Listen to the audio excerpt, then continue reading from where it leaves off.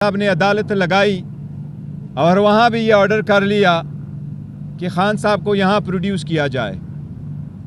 अदालत से दरख्वास्त की गई कि वो दूसरे कोर्ट में मौजूद है, उसके बावजूद प्रोसीडिंग कंटिन्यू होती गई। नेब के केस में रिक्वेस्ट के बावजूद कि एक मौका फराहम किया जाए ताकि हम क्रॉस एग्जामिनेशन करें गवाहों पे, लेकिन जज साहब ने क्रॉस एग्जामिनेशन का राइट स्ट्रक अप किया है। अब कल की क्या प्रोसीडिंग्स होगी वो अभी रिटन ऑर्डर आएगा तो हमें मालूम हो जाएगा। इसी तरह आज साइपर के केस में जज साहब जो इस केस के लिए स्पेशल अपॉइंट हुए हैं, इसी तरह प्रोसिक्यूटर जो स्पेशली अपॉइंट हुए हैं, उसी की तरह खान साहब के लिए और शाह महमूद कुरैशी साहब के लिए जज साहब ने भी अपने तरफ से डिफेंस काउंसिल स्टेट एक्सपेंस से अपॉइंट किए हुए हैं।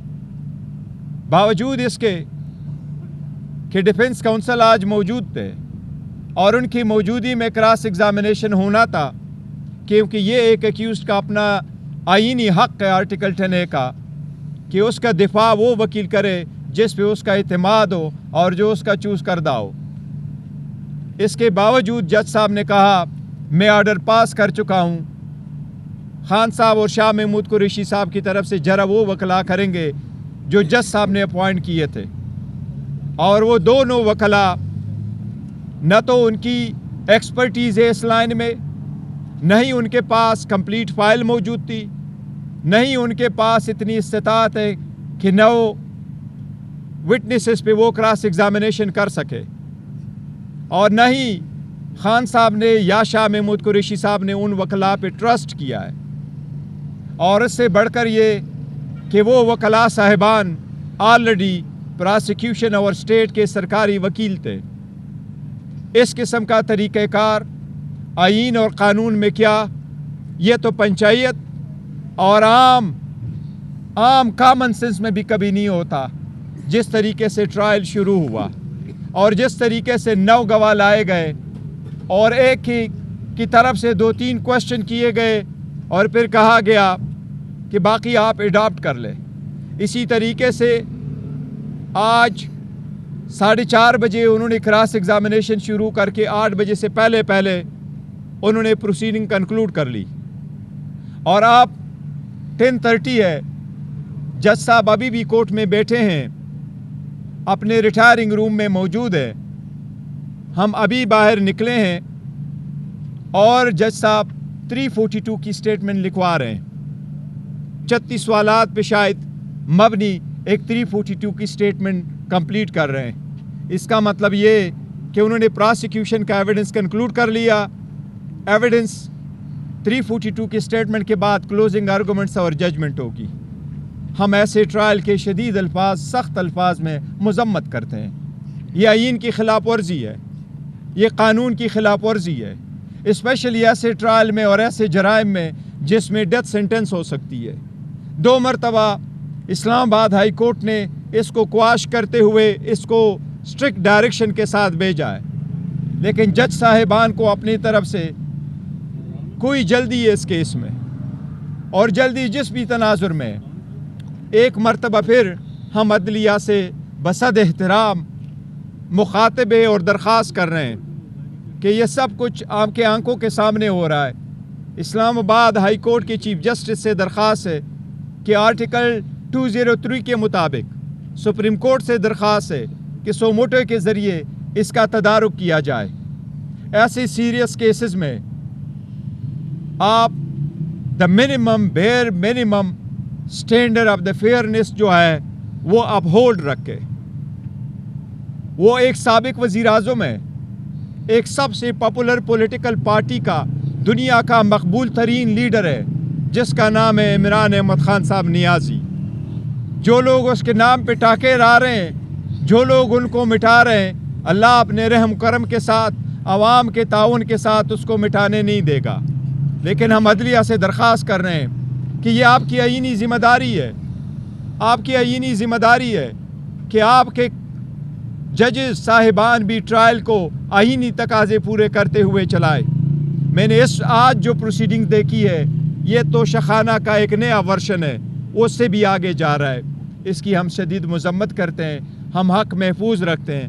ہم سویرے انشاءاللہ اسلام آباد ہائی کورٹ بھی اس کے خلاف جائیں گے.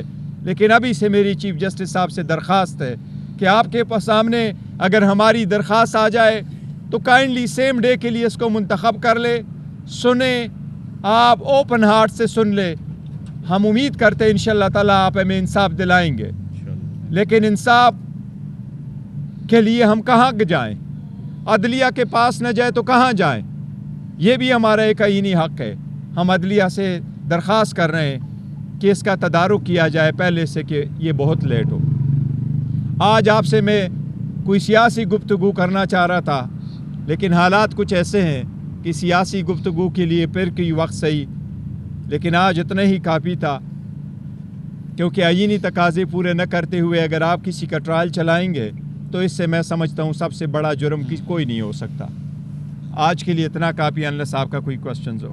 صاحب اہم ترین گواہ ہیں اعظم خان صاحب. آج عمران خان اور شاہ رخ کے ڈیفینس کونسل کے ہوتے ہوئے ان کا بیان جو ہے وہ اسٹیٹ کی طرف سے جو ڈیفینس کونسل دیا گیا ان کی طرف سے لیا گیا, یہ کیسا؟ نہیں, دیکھیں پہلے جو خان صاحب کی طرف سے شاہ محمود قریشی صاحب سے وکلاء صاحبان آئے ہوئے تھے, سکندر ذوالقرنین صاحب بھی موجود تھے, سلمان صفدر صاحب بھی آئے ہوئے تھے, ان کو جانے نہیں دیا گیا اور ان کا ٹرائل جو چل رہا تھا ان کی کراس ایگزامینیشن کمپلیٹ کر دی گئی. یہ جج صاحب کے نوٹس میں لایا گیا تھا اور اس کے باوجود جج صاحب نے فرمایا کہ چونکہ میں آرڈر کر چکا ہوں کہ اسٹیٹ اپوائنٹڈ کونسل پروسیڈ کرے گا تو اس لیے میں نے ان سے کروایا.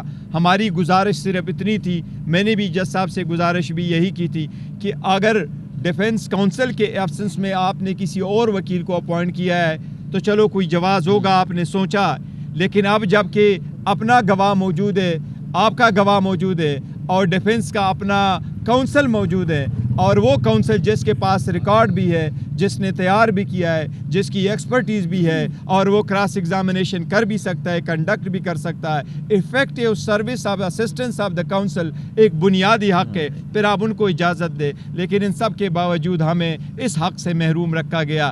دیکھیں ایک بات آپ نے اس ٹرائل میں نوٹ کیا ہوا ہوگا, ہم یہ نہیں کہہ رہے کہ کوئی آپ کا کوئی جرم, جو بھی آپ کا جرم ہے, لیکن حق دفاع دینا اور ٹرائل کا پروسیڈ کرنا آئینی تقاضوں سے یہ بنیادی حق ہے جو ہمیں مسلسل ریفیوز ہو رہا ہے. آپ سب کا شکریہ. بیشتر صاحب یہ بتائیے گا جیسے آپ کہہ رہے ہیں کہ 342 کا بیان بھی ہو رہا ہے, اس کے بعد آپ اگر سزا فیصلہ محفوظ دیکھیں 342 کی سٹیٹمنٹ جب ریکارڈ ہو جاتی ہے تو پھر آپ کلوزنگ آرگومنٹس کرتے ہیں اور کلوزنگ آرگومنٹس کے بعد پھر ججمنٹ اناؤنس کی جاتی ہے. آپ دیکھتے ہیں کہ یہ کتنے دنوں میں ہوتا ہے. سر یہ کارروائی ہوئی تو خان صاحب کی کیا باڈی لینگویج تھی آج دن بھر؟ دیکھو خان صاحب کا مرال بڑا آئے, انہوں نے جج صاحب کو کہا یہ فکس میچ ہے, آپ کرنا چاہتے ہیں تو آپ کریں, میں چلتا ہوں, مجھے اجازت ہے. جج صاحب نے کہا آپ جا سکتے ہیں. تو اسی طریقے سے وہ چلے گئے. جی تھینک یو, جی thank you so very much. Sir thank you sir, thank you. یہ بھی